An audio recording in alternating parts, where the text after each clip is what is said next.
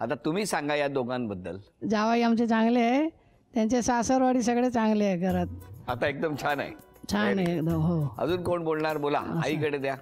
माझी सून कोमल, ती अति सुंदर आहे, म्हणजे सगळ्या बाबतीत मिळून मिसळून वगैरे राहते. पण जेव्हा कळलं तेव्हा काय वाटलं होतं? कळलं तेव्हा अगोदर आम्हाला माहितीच नव्हते मला. मला मुलाने नंतर सांगितलं. तुम्हाला सांगितलं.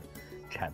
द्या, मागे द्या. वहिनी गुजराती आहे, पण कधीच आम्हाला असं वाटलं नाही की ती गुजराती आहे. एकदम मराठी जसं राहतात तसं एकदम. आणि आमच्यामध्ये खूप मिक्स झाली. कधीच मला असं फील नाही झालं की ती असं वेगळं असं काही आहे, गुजराती आहे, वेगळं कल्चर आहे तिचं. फक्त एक इच्छा आहे की तिने कधीतरी आम्हाला गुजराती डिश करून खायला घालावी. अरे काय? कारण की ती आमच्या आवडीचं सगळं घालते, फक्त गुजराती डिश आम्हाला कधीतरी खायला द्यावी. उद्यापासून. अजून कोण बोलणार? ती बहीण तशी खूपच चांगली आहे. आम्ही लहानपणीपासून कॉलेजपर्यंत, म्हणजे तिने लग्न केलं त्याच्या आदल्या दिवशीपासून आम्ही बरोबर राहायचो. पण तिने पळून लग्न केलं ते मला अजिबात आवडलं नाही, पण तिच्याबरोबर मी 2 वर्ष बोलली नाही. आता एकदम व्यवस्थित. आता ते पण माझ्या हस्बंडनी मला स्वतःचे काय म्हणतात समजून घे असं सांगितलं, तेव्हा मी आता स्टार्ट केलं बोलायचं. कारण जुळवे असून मला खूपच असं वाटलेलं तेव्हा. पण आता काय ना, आता सगळे खुश आहोत, बस झालं. जिजाजी पण चांगले आहेत. छान छान. बरं, आता ह्या अभिनय करणार आणि तुम्ही ओळखायचा. घ्या पहिली चिठ्ठी. मराठी चित्रपटाचं नाव.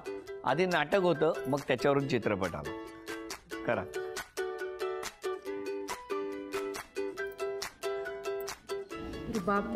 एक अक्षर.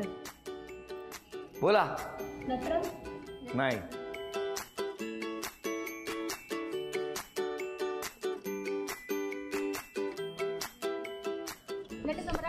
अभिनंदन. बरं, मला सांगा, तुम्ही हे जे काही करत होता ते काय होतं? ते फेमस डायलॉग होतं, कोणी घर द्या मला घर. झी मराठीकडून ही भेटवस्तू. थँक्यू. थँक्यू. पुढची चिठ्ठी घ्या. गाणं ओळखायचं. हिंदी गाणं. हां, वेळ सुरू झाली. तुम्ही करा, दोघांनी करा. हां. दिल में बजे गिटार. गाणं म्हणा. देखा जो तुझे यार दिल में बजेगी यार, आंखों से प्यार दिल में बजेगी. छान छान छान. गिटार रबराची होती, त्याच्यामुळे त्यांनी ती अशी ताणत ताणत ताणत गोल फिरून घेतली. मस्त होतं. अभिनंदन. मस्त. झी मराठीकडून ही भेटवस्तू. Thank you sir. तिसरी चिठ्ठी घ्या. मराठी म्हण आहे, ओळखायची. हा. आंधळा दळतय आणि आंधळा दळतो आणि कुत्रा.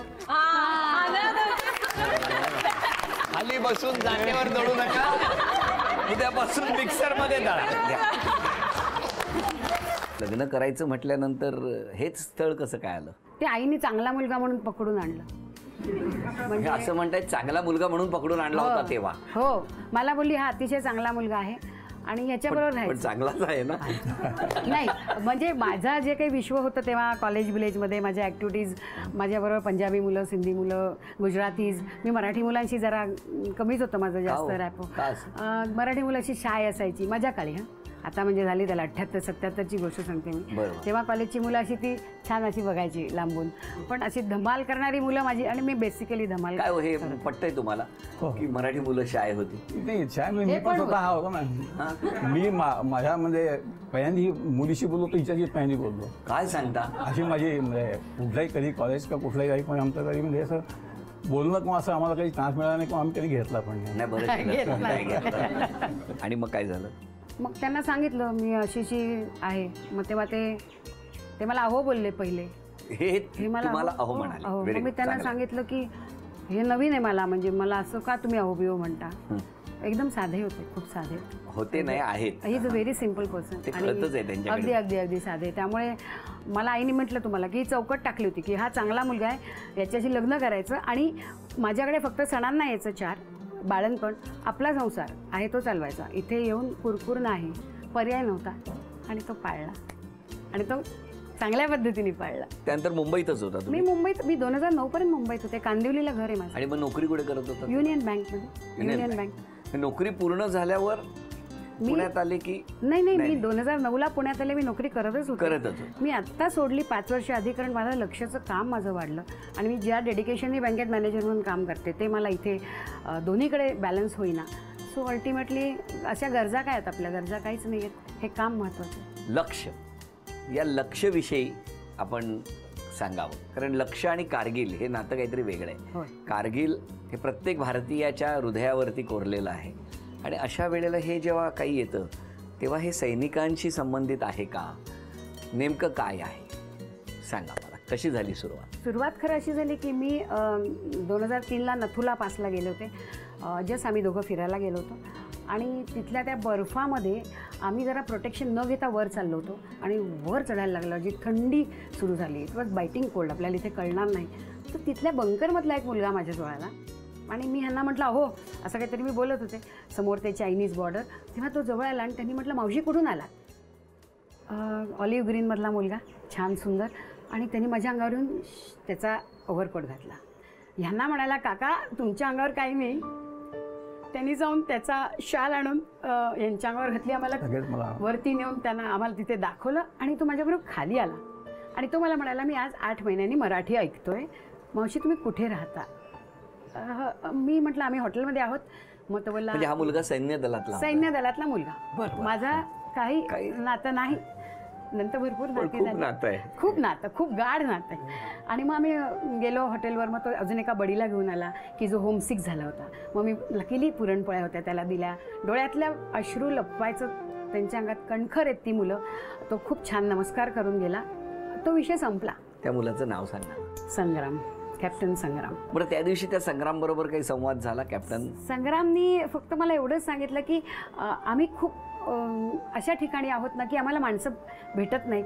तुमच्यासारखी माणसं आली की आम्हाला खूप आनंद होतो. घरचं कोणतरी भेटल्याचं समाधान आम्हाला मिळतं आणि आनंद होतो. तुम्हाला खरं सांगू का, आता मी एकदम विषय निघाला म्हणून म्हणते, आपण आपला संसार करतो ना, आपण सुखी असतो, नो डाऊट अबाउट दॅट. पण जेव्हा ना मी दुसऱ्याला सुख देते ना तेव्हा मला समाधान मिळतं. एक छोटी लाईन आहे बघा, सुख आणि समाधान. ती मला वाटतं तिथून थोडी आयुष्यात सुरू झाली. सुख आणि समाधान एक मिळतं आणि एक मानण्यावर असतं.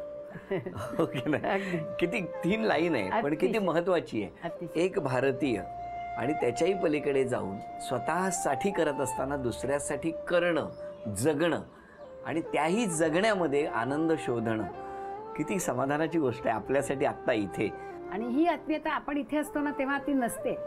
तुम्हाला त्याच्यासाठी सैनिक व्हायला लागतं, कारण तो युगा मैलोनमैल लांब आहे सगळ्या. आणि मी जसं म्हटलं की 2004 साली जेव्हा मी गेले ना आदेश, मला कारगिल युद्धाबद्दल 99 साली खरं सांगते कळलं नव्हतं. आणि मग त्या प्रांतात गेल्यावर तुम्हाला सांगते की 99 सालचं युद्ध मला समजलं नाही हे मला फार जाणवलं. कारण जेव्हा मी तो तोलोलिंग, रॉकिनॉब, हम, इंडिया गेट, द्रास तो एरिया बघत गेले आणि तिथे मुलं सैन्यदलाची धावत आहेत, व्यायाम करतायत, रॉकेट लॉन्चर घेऊन जात आहेत आणि मी अगदी कुडकुडून, ऑगस्टमध्ये तेव्हा थंडी असायची, ग्लोबल वॉर्मिंग कमी होतं तेव्हा, आणि आपली मुलं करताना परत असंच झालं की अरे ह्या उंच डोंगरांवर जर पाकिस्तानी बसले आहेत 18,000 फुटावर आणि माझ्या मुलांना सांगण्यात येत आहे की you go and recapture it, म्हणजे त्यांनी मृत्यूच्या तोंडामध्ये पाऊल टाकलंय. जायचा रस्ता माहिती आहे, यायचा माहिती नाही. आणि कोणीही न हेजिटेट करता जर 22, 23, 24 वर्षाची मुलं या तो तिरंगा लहरा के आऊंगा, या तिरंगे में लिपट कर म्हणत जाणारा विक्रम बात्रा असो, किंवा I am not that irresponsible that I die before completion of my duties असं म्हणणारा अनुज नय्यर असो, अशी सगळी जी मुलं जेव्हा वयाच्या 18, 20, 22 वर्षाची जातात तेव्हा माझी मुलगी जी माझ्या उबदार घरट्यात आहे आणि मी जेव्हा त्या स्तंभाजवळ उभी राहते आणि ते बघते तेव्हा मला शहीदों की चिता पर लगे कि हर बरस मेले, वतन पर मिटने वालों का निशा यही बाकी होगा, हे आपण उभं राहून वाचणं आणि ह्या वयाच्या मुलांना ज्यांना आशीर्वाद द्यायचे त्यांना अभिवादन करणं खूप कठीण आहे. आदेश चतुरस्थ व्यक्तिगत म्हणतात ना जसं ते तिचं आहे. मला एक विचारायचं आहे, 38 वर्षात इतकं तुमच्याबद्दल कधी बोलले होते का? नाही ना, मी भरून पावले. कळलं म्हणजे हो, पण त्याच्यासाठी मला यावं लागतं. नावात आदेश आहे. बरोबर आहे.